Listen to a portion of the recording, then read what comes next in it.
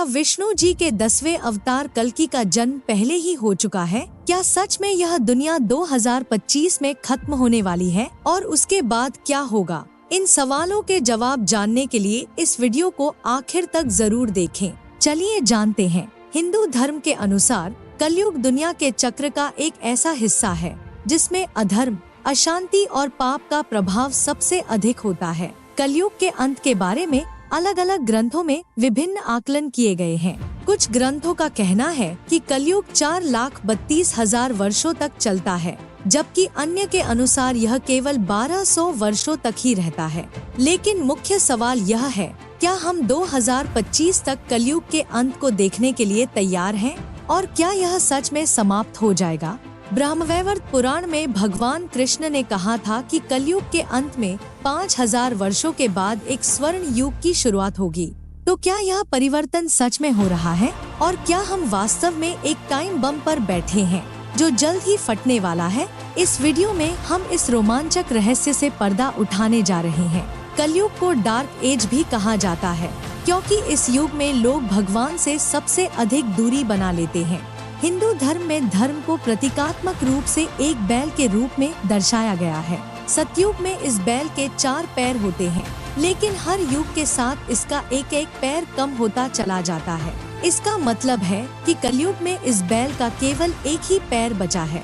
अब आप सोच रहे होंगे कि इस एक पैर वाले बैल और 2025 का क्या संबंध है? दरअसल इस बैल के आखिरी पैर से ही कलयुग का अंत जुड़ा हुआ है।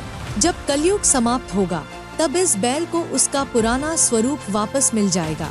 कलयुग के अंत को समझने के लिए हमें इसकी समय रेखा को समझना होगा। महाभारत में हनुमान जी ने पांडव भीम को युग चक्र की एक रोचक कहानी सुनाई थी।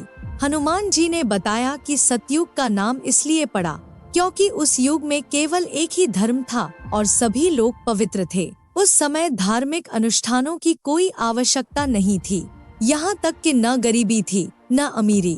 हर चीज मन की शक्ति से प्राप्त होती थी। सतयुग में न कोई बीमारी थी, न नफरत, न अहंकार, न बुरे विचार और न ही कोई भय। फिर आया त्रेतायुग। त्रेतायुग में यज्ञ की शुरुआत हुई और दुनिया की आत्मा लाल रंग में रंग गई। धर्म का 1/4 हिस्सा कम हो गया, यानी अब केवल 3 पैर बचे थे। इस युग में मानवता ने सत्य की खोज शुरू की और धार्मिक अनुष्ठान भी आरंभ हुए। लोग तप और बलि से अपनी इच्छाएं पूरी करने लगे। त्रेतायुग के बाद द्वापर युग आया, जिसमें दुनिया की आत्मा पीले रंग में रंग गई। धर्म का आधा हिस्सा और कम हो गया। इस युग में वेदों को 4 भागों में विभाजित किया गया। कुछ लोगों को चारों वेदों का ज्ञान था, जबकि अन्य को कम जानकारी थी। सत्य की कमी बढ़ी और साथ ही इच्छाएं, बीमारियां और आपदाएं भी आने लगी। अब सवाल यह है कि इन युगों की समय रेखा का कलयुग से क्या संबंध है? कलयुग उन सभी युगों का अंत है जिनमें धर्म का केवल 1/4 हिस्सा बचा होता है। हनुमान जी के वर्णन से यह समझा जा सकता है कि कलयुग में धर्म का एक पैर अब भी बचा हुआ है, जो स्वर्ण युग की शुरुआत के साथ फिर से पूरा हो जाएगा। कलयुग के रहस्य को समझने के लिए इसकी शुरुआत और अंत की तिथियों को जानना भी महत्वपूर्ण है। कलयुग की शुरुआत की प्रचलित तिथि 3102 ईसा पूर्व मानी जाती है, जो महाभारत के युद्ध के लगभग 35 साल बाद की है। यह तिथि मय कैलेंडर की महान चक्र की प्रस्तावित तिथि 3114 ईसा पूर्व के काफी करीब है। सवाल यह है, क्या यह सिर्फ एक संयोग है या फिर इन दोनों के बीच कोई गहरा संबंध है? इसके अलावा माना जाता है कि आर्यभट्ट ने सूर्य सिद्धांत नामक संस्कृत ग्रंथ के आधार पर कलयुग की शुरुआत की तिथि निकाली थी। उनके अनुसार कलयुग की शुरुआत में बुध, शुक्र, मंगल, बृहस्पति और शनि ग्रह मेष राशि के 0 अंश पर एकत्रित हुए थे। आर्यभट्ट ने इस आधार पर 17 और 18 फरवरी 3102 ईसा पूर्व को कलयुग की शुरुआत तिथि निर्धारित की।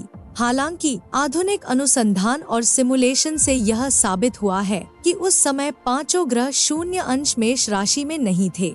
सूर्य सिद्धांत के अनुसार ग्रहों का ऐसा संयोजन कलयुग के अंत में होता है, न कि इसकी शुरुआत में। इसका मतलब है कि आर्यभट्ट का अनुसंधान सही था, लेकिन उनकी गणना सीमित साधनों के कारण सटीक नहीं हो पाई।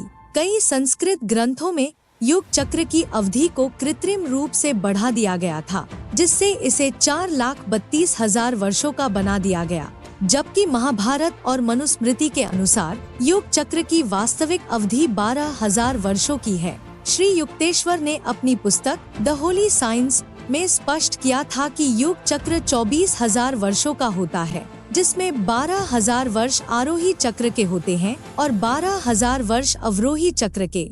इस प्रकार जब हम कलयुग के 12,000 वर्षों का अवरोही चक्र पूरा करते हैं तो स्वर्ण युग का आरोही चक्र शुरू होता है। ब्रह्मवैवर्त पुराण में भगवान कृष्ण ने देवी गंगा से कहा था कि कलयुग के 5,000 वर्षों के बाद एक स्वर्ण युग शुरू होगा, जो 10,000 वर्षों तक चलेगा। आज हम कलयुग के अंत के बहुत करीब हैं। युग चक्र सिद्धांत के अनुसार हर युग का अंत विनाश और नई सभ्यता की शुरुआत के साथ होता है। यह नई सभ्यता पिछली सभ्यता के ज्ञान और तकनीक को साथ लेकर आती है। तो 2025 क्या यह कलयुग का अंत लेकर आएगा या यह भी 2012 की तरह एक मिथक बनकर रह जाएगा? आपके विचार और सवाल हमें कमेंट सेक्शन में जरूर बताएं। अगर यह विषय आपको रोमांचक लगा हो तो इस वीडियो को लाइक और शेयर करना न भूलें। सब्सक्राइब करें और बेल आइकन दबाएं ताकि आप हमारी आने वाली रोचक कहानियों को मिस न करें। आखिर कौन जानता है कि भविष्य में क्या छुपा है?